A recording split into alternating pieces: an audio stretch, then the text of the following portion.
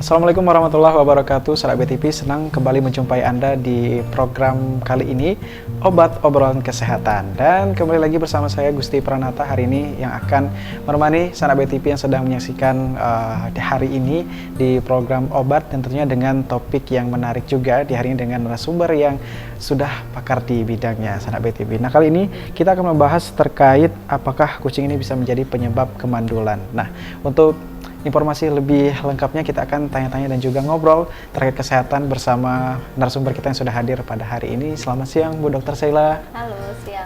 Oke, Bu Dr. Sheila yang sudah hadir hari ini tambah sahabat BTV ya dengan semangat dan antusias untuk mungkin topiknya juga asing juga bagi saya nih dokter ya. Mungkin nanti kita bisa kulik lebih jauh lagi terkait tema kita hari ini nih Bu Dokter, terkait apakah kucing ini bisa jadi penyebab kemandulan, dan juga topik yang baru tentunya sahabat BTV, dan juga kali ini bersama Dr. Sheila juga hari ini.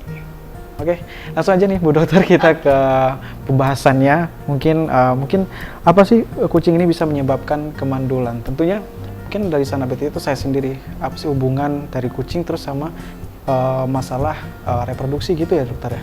Oke, boleh dokter diberitahu ke sahabat BTV. Oke, sebenarnya kucing tidak hanya kucing. Nah, kenapa sekarang kita bahas dulu nih, kok bisa kucing itu menyebabkan hubungannya dengan kemandulan? Kucing ini ada satu kuman yang sering melekat pada dia, namanya Toxoplasma gondii. Nah, Toxoplasma gondii inilah yang sebenarnya dapat menginfeksi manusia yang dapat menyebabkan kemandulan. Nah, jadi bukan kucingnya yang bikin mandul, bukan. Tapi karena Toxoplasma gondii yang ada pada kucing ini menginfeksi manusia. Tapi kenapa kucing? Karena ya yang paling sering berada di sekitar kita adalah kucing. Ada hewan lain banyak, gitu. Apa saja? Ya burung, ya monyet, termasuk tikus, juga sapi pun ada. Tapi yang lebih dekat ya Toxoplasma gondii. Tapi yang dekat dengan kita, yang sering berkontak dengan kita, yaitu adalah kucing kayak gitu. Bahkan keseharian pun selalu ditemenin bareng kucing itu juga ada ya dokter ya? Iya, bobo pun sama kucing juga banyak. Semuanya jadi malah kucing yang jadi majikan gitu. Oke, Bu Dokter, itu tadi ya mungkin selanjutnya dokter, apa saja sih faktor yang memicu kemandulan pada seseorang gitu dokter? Ini masih seputar ini ya, kalau gitu. Jadi enaknya kita bicara siklusnya dulu kali ya, kok bisa gitu. Jadi sebenarnya dari Toxoplasma gondii ini kita lihat, kalau seandainya ada gambar lebih enak nih saya jelasinnya. Nah, dia ada siklusnya. Jadi pada saat kucing ini kan biasanya dia suka makan tikus, ya, hewan-hewan mentah kayak gitu. Nah, kemakan tikus yang mengandung Toxoplasma gondii. Nah, kemudian artinya kan sudah tercerna di dalam perutnya, di dalam pencernaannya. Pada saat itu juga biasanya nanti mereka akan mengeluarkan feses yang mengandung Toxoplasma gondii gitu. Jadi sebenarnya di fesesnya kucing inilah yang sering terkandung Toxoplasma gondii. Nah, nanti dari feses tersebut dia ternyata tidak hanya sampai di sana, dia itu akan berubah lagi, biasanya dari telur menjadi kista ya. Nah, kistanya inilah yang mampu untuk menginfeksi seseorang. Tapi perjalanan dari fesesnya itu bisa menginfeksi itu butuh waktu. Nah, jadi butuh waktu sekitar 1 sampai 5 hari. Berarti itu tadi secara langsung berarti cara kucing itu tadi menularkan apa tadi istilahnya Bu Dokter dari feses tadi itu? Virus Toxoplasma gondii Toxoplasma ini. tadi. Nah, dia bisa saja menyerang orang yang belum menikah. Sehingga orang tersebut pada saat menikah, yang pertama bisa saja dia belum hamil-hamil ya, belum hamil-hamil. Atau saja bisa juga pada saat hamil trimester awal keguguran. Atau juga kalau sudah di trimester 2 dan 3 orang tersebut terinfeksi Toxoplasma gondii, dia tidak keguguran tapi menyebabkan anak cacat. Tapi tidak hanya cacat fisik, bisa juga terjadi retardasi mental. Seperti itu. Jadi dari virus Toxoplasma gitu ya dokter sebutnya. Toxoplasma gondii. Makanya namanya virus toxo. Virus toxo yang disebabkan oleh kucing ini tadi, sehingga dari virus ini tadilah ada hubungannya terkait dengan reproduksi dan juga kemandulan tadi ya Bu Dokter ya. Nah mungkin apakah ini juga akan terjadi gitu dokter ketika dalam satu rumah atau seseorang yang tidak menyukai kucing, apakah juga berkemungkinan terinfeksi dari virus tersebut gitu dok? Bisa jadi ya, misalnya orang memang tidak memelihara kucing. Tapi pada saat biasanya kan kita suka makan grill gitu ya, bakar-bakar. Nah, seandainya sapi itu juga makan tercemar oleh virus Toxoplasma gondii, sehingga di dalam dagingnya tersebut mengandung juga virus Toxoplasma gondii. Pada saat kita makan steak tidak well done ya, artinya tidak matang, artinya virus tersebut akan masih ada di sana. Kemudian kita makan daging yang tidak matang, kita pun terinfeksi virus tersebut. Jadi ada juga faktor lain selain kita tadi yang memelihara kucing, tapi juga dari segi makanan-makanan yang di luar juga bisa berpotensi ya Bu Dokter ya. Betul. Oke, nah untuk selanjutnya nih Bu Dokter, apa sih bahaya, seberapa bahaya nih selain tadi efeknya ke kemandulan, dan juga apakah toxo ini juga punya efek lain yang lebih bahaya dan juga perlu kita waspadai juga gitu dokter? Ya, toxo juga bisa menginfeksi organ-organ lain ya. Pun kalau efek yang ditimbulkan tadi saya katakan seandainya dia terserang di trimester 2 dan 3, itu usia kehamilan berarti sudah 4, 5, 6, 7, 8, 9, dia bisa menyebabkan kecacatan pada seseorang. Ya baik itu kebutaan juga, kemudian retardasi mental atau cacat fisik yang tidak lengkap seperti itu. Yang pastinya ini akan berakibat ke kehidupan, kelangsungan kehidupan generasinya kayak gitu. Jadi ya itu tadi alangkah baiknya kita untuk waspada, karena juga nah kan kalau biasanya pencinta kucing, nah biasanya mereka akan mengatakan bahwa kucing saya sehat kok, kucing saya terbebas dari Toxoplasma gondii. Tidak menutup kemungkinan pada saat kucingnya sedang lepas keluar akan bertemu tikus, naluri kucing ya pasti juga akan tetap dimakan. Nah kita tidak pernah tahu tikus yang dia makan apakah mengandung Toxoplasma gondii atau tidak. Jadi dalam pengawasan kita ya masih kita bisa lihat, tapi kalau udah di luar ya pergaulan kucing kita nggak tahu. Ya, betul. Oke, Sanak BTV kita akan kembali lagi tentunya dengan lanjutan obrolan dari kenapa kucing ini bisa menjadi penyebab kemandulan. Masih bersama Dr. Sheila juga di hari ini, jangan kemana-mana, tetap di obrolan kesehatan.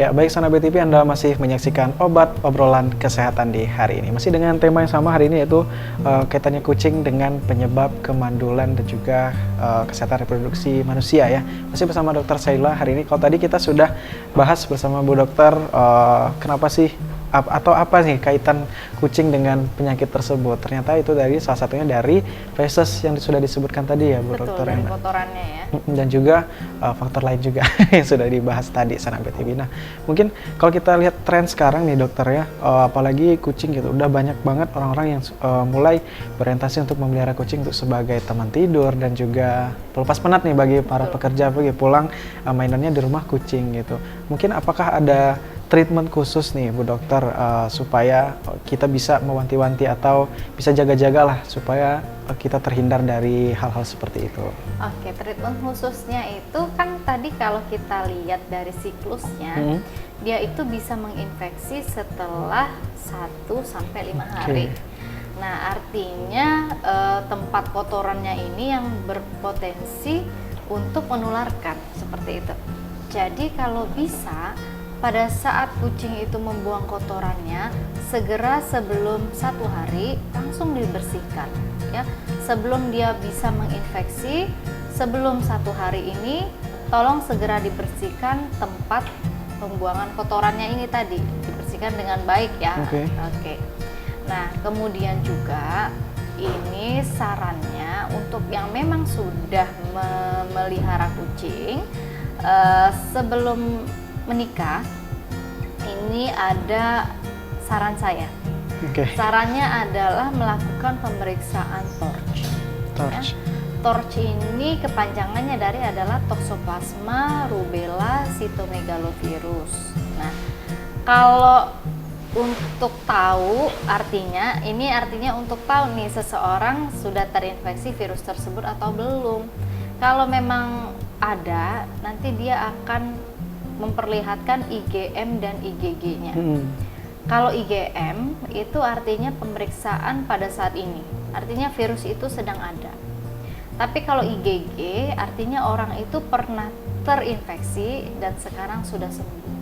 Tapi kalau IgM dan IgG-nya positif, itu artinya pernah terinfeksi dan sampai sekarang pun masih terinfeksi, kayak gitu.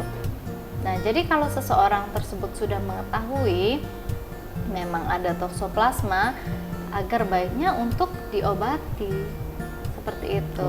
Untuk melangsungkan keturunan tadi ya. Jadi sebelum menikah, alangkah baiknya kita melakukan screening torch. Gitu.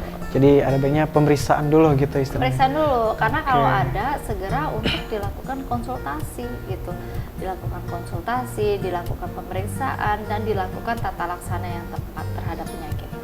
Oke, gitu Sobat BTV. Tapi karena berhubungan dengan cek kesehatan dulu nih dokter ya, apakah perbedaannya misalnya apakah perempuan itu lebih rentan terserang dari virus tersebut atau justru pria nih Bu Dokter yang mudah terserang atau penyakitnya lebih ke mana dominan gitu? Atau sama saja? Sebenarnya mau pria mau wanita itu berpeluang semua untuk terinfeksi virus Toxoplasma. Namun saja kalau pada pria mohon maaf ya, kalau di spermanya itu tidak ditemukan seperti itu. Sedangkan pada wanita ini bisa menyebabkan keguguran kayak gitu, bisa menyebabkan cacat, yang artinya kalau pada wanita ini efeknya sangat tampak kayak gitu. Tapi kalau pada pria biasanya ya jarang. Gitu San. Tapi balik lagi nih Bu Dokter ya, untuk pemeriksaan sendiri, kalau kita di kota mungkin kita bisa langsung ke rumah sakit dan juga, nah kebetulan nih Bu Dokter nih tugasnya di Puskesmas gitu, apakah bisa gitu Bu Dokter? Apalagi kalau masyarakat yang tinggalnya di daerah yang jangkauan dari rumah sakit atau fasilitas kesehatan yang mumpuni itu jauh gitu Dokter. Apakah bisa hal tersebut kita cek di tingkat Puskesmas ataupun bahkan klinik gitu Dokter? Betul, setuju sekali ya. Karena jenis pemeriksaan ini biasanya kan sulit untuk sulit untuk ditemukan, karena ini bukanlah pemeriksaan screening puskesmas, apalagi untuk di daerah terpencil. Nah, jadi memang kalau untuk di daerah-daerah yang tertentu, mereka biasanya agak kesulitan mengakses pemeriksaan ini. Sehingga pada saat mereka sudah ada keluhan, mereka akan mengonsulkan ini ke dokter spesialis, sehingga dokter spesialisnya akan menyarankan dan menunjuk di mana tempat yang ada untuk dilakukan pemeriksaan torch ini. Berarti dari barangnya atau ke klinik nih masyarakatnya atau puskesmas, berarti nanti akan dilanjutkan dengan rujukan seperti itu Bu Dokter atau gimana? Atau memang masyarakat langsung ke? Nah, sistemnya biasanya kalau yang di daerah terpencil pasti setelah ada keluhan kok belum hamil atau tiap hamil keguguran, nah mereka akan mendatangi fasilitas tersebut. Kalau memang ada penggunaan kartu jaminan kesehatan, itu bisa dilakukan rujukan ke spesialis obstetrik ginekologi ya, OBGYN. Nah, nanti OBGYN-nya yang di rumah sakit, biasanya rumah sakit sudah punya pemeriksaan itu. Atau mereka juga klinik-klinik di kota juga sudah memiliki pemeriksaan tersebut, sehingga akan diarahkan melakukan pemeriksaan tersebut. Gitu. Oke, gitu. Sanak BTP ya tadi mungkin butuh informasi nih, mungkin bertanya-tanya juga nih tadi dokter. Saya tinggalnya di daerah yang jauh nih dari fasilitas kesehatan yang lengkap dan juga mungkin butuh, akhirnya sudah dijelaskan oleh dokter Sheila tadi. Memang ini aksesnya tidak tidak disebarluaskan karena mungkin ya sifat pemeriksaannya cukup lumayan. Termasuk mahal juga atau bagaimana? Iya.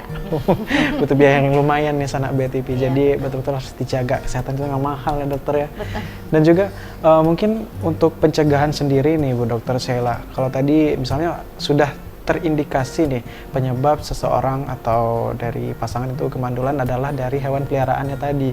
Nah, apa sih yang disarankan dari tim kesehatan terkait hewannya tadi, ataukah tidak usah memelihara lagi atau memang ada penanganan khusus untuk hewannya tadi gitu? Gimana itu dokter? Itu tadi kembali lagi siapapun yang memelihara kucing di rumahnya agar memperhatikan higienitasnya, ya. Yang pasti kan kucingnya sering dibersihkan. Nah, kalau alaminya ya memang dia pasti akan membuang kotoran, itu sudah pasti, rutinitas itu pasti ada. Nah, agar pada saat kita membuang kotoran harap gunakan sarung tangan, karena kita tidak pernah tahu ya nanti tangan kita yang terinfeksi sengaja tidak terpegang virus tersebut. Jadi pada saat membersihkan kotoran kucing gunakanlah sarung tangan, kemudian buanglah kotoran tersebut di tempat yang tertutup yang tidak bisa mencemari hal lain. Nah, kemudian setelah melakukan pembersihan itu di bawah 1 hari ya, saran saya tadi, cuci tangan menggunakan sabun dengan bersih. Jadi gitu Sanak BTP ya, terkait hubungannya kucing dan juga dengan infeksi yang ditimbulkan sehingga bisa menyebabkan yang namanya tadi istilah kemandulan dan sebagainya.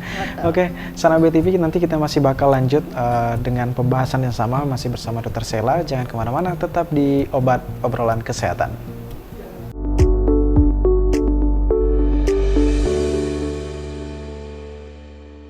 Ya, Sanak BTP kembali lagi di program kita hari ini, Obat Obrolan Kesehatan. Tentunya kita masih bakal lanjut untuk bahas terkait tips-tips kesehatan juga di hari ini bersama Dr. Sheila yang sudah meluangkan waktu dan juga sharing ngobrol terkait kesehatan juga di hari ini Sanak BTP. Kita lanjut terkait tadi terakhir kita sudah bahas bagaimana penanganan kucing yang tadi diindikasi bisa menyebabkan kemandulan tadi ya dokter ya.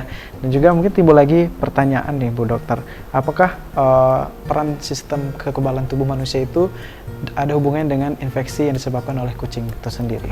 Sudah pasti ya. Kalau tubuh yang sehat itu biasanya dia memiliki daya tahan tubuh yang lebih baik. Artinya pada saat terinfeksi virus, bakteri, perlawanan tubuhnya itu akan lebih baik untuk bertahan sehat, seperti itu. Berbalikannya dengan seseorang yang memiliki daya tahan tubuh yang rendah, seperti saja misalnya orang-orang dengan imunokompromis ya, contoh penyakit HIV, AIDS ya, itu kan pasti daya tahan tubuhnya melemah. Kemudian orang-orang juga dengan penyakit autoimun seperti lupus, mereka itu memiliki daya tahan tubuh yang lemah, sehingga akan lebih mudah untuk terinfeksi ya, tidak hanya virus tokso tapi bakteri yang lainnya dan virus-virus lain juga ya dokter ya? Sehingga lebih baik ya dihindari. Tapi kalau kita bahas virus nih pasti udah terlintas di masyarakat ataupun pemirsa mungkin ya. Virus ini apakah ada vaksinnya nggak ya gitu dokter? Untuk virus yang disebabkan oleh kucing ini sendiri, apakah selama ini penanganannya juga menggunakan vaksin atau bagaimana Bu Dokter? Jadi di sini masih banyak simpang siur ya. Nah, biasanya mereka kalangan muda itu datang ke kita untuk, dok saya pokoknya mau screening torch karena saya mau menikah katanya gitu. Sudah selesai kita lakukan screening torch. Dokter, saya mau vaksinasi nih. Vaksinasi apa? Torch katanya. Nah, jadi yang kalau dilakukan vaksinasi itu sebenarnya rubelanya. Kan tadi kan toxoplasmosis ya, rubella, panjangannya tadi virus. Nah, yang kita lakukan itu yang dapat kita cegah itu ya R-nya ini tadi, rubella. Dari mana? Dari vaksin MR, measles rubella ya, atau vaksin MMR, mumps, measles, rubella.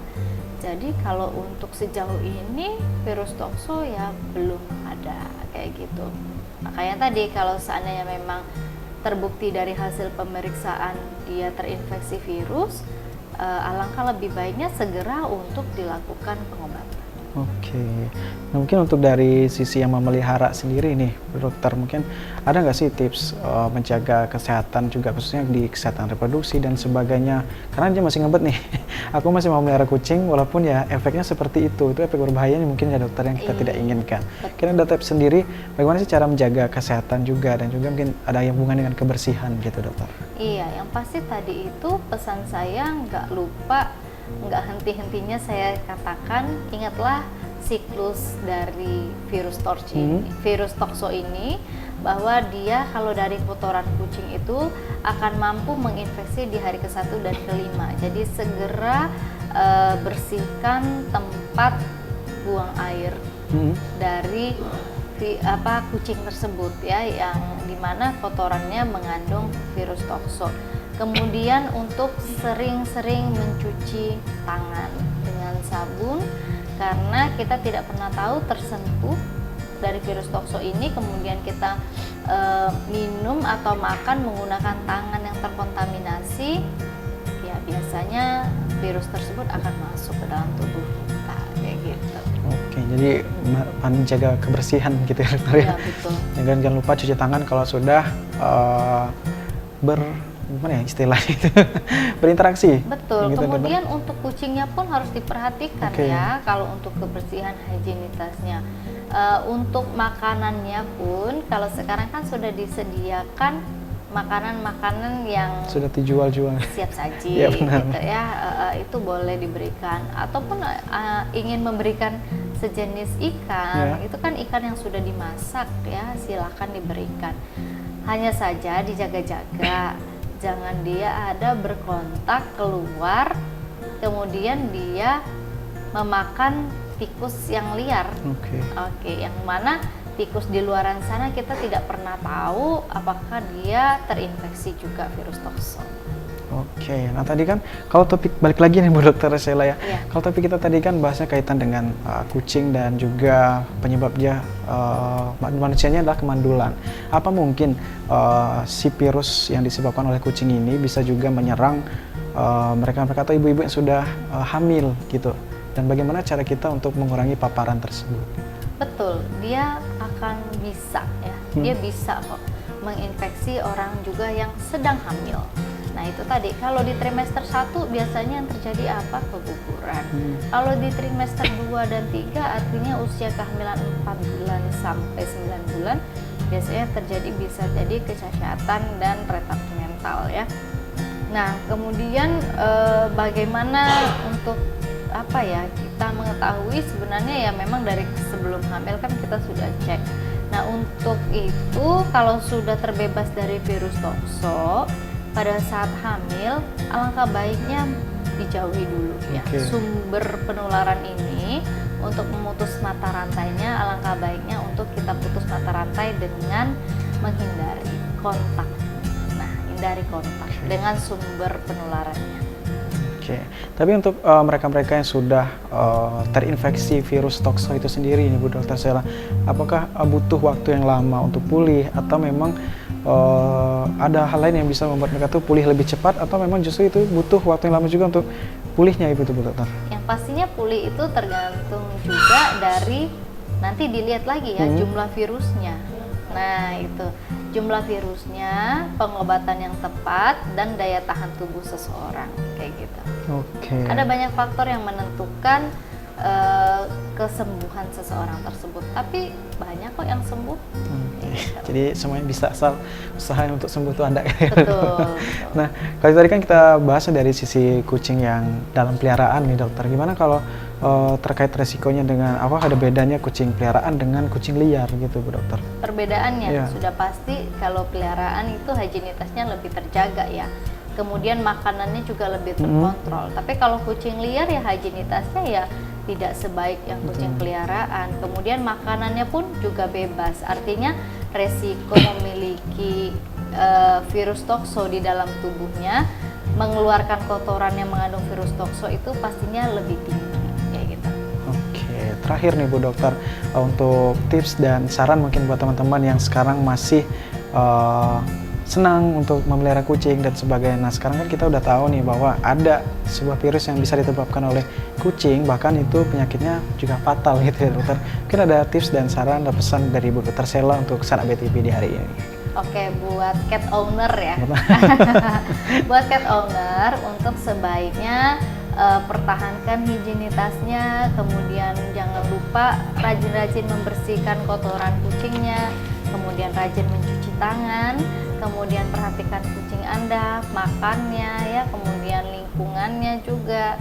Nah, andai pun Anda sudah memelihara kucing ini cukup lama, kemudian akan melangsungkan pernikahan dan reproduksi ya, melangsungkan keturunan, untuk melakukan pemeriksaan screening course terlebih dahulu kayak gitu. Oke, terima kasih Bu Dokter Sela, hari ini obrolan yang sungguh bermanfaat dan juga edukasi baru nih khususnya bagi saya sendiri Bu Dokter ya, kalangan anak muda juga hari ini ada untuk mengantisipasi nih bahwa ada nih virus yang bisa yang disebabkan oleh kucing yang bisa menyebabkan penyakit yang berbahaya juga. Oke, Sanak BTV itulah tadi obrolan kesehatan kita pada episode kali ini terkait dengan kucing dan juga penyebabnya terhadap kemandulan pada manusia. Sekali lagi terima kasih Bu Dokter Sela atas waktu dan juga ilmunya di hari ini. Semoga nanti kita bisa ketemu lagi di program-program obrolan kesehatan lainnya. Hari ini terima kasih banyak dan juga Sanak BTV yang sedang menyaksikan obrolan kesehatan. Akhir kata saya Gusti Pranata pamit undur diri dari Sanak BTV hari ini, dan saya Gusti Pranata beserta kerabat kerja yang bertugas mengucapkan terima kasih atas perhatian Anda. Wassalamualaikum warahmatullahi wabarakatuh. BTV Beket.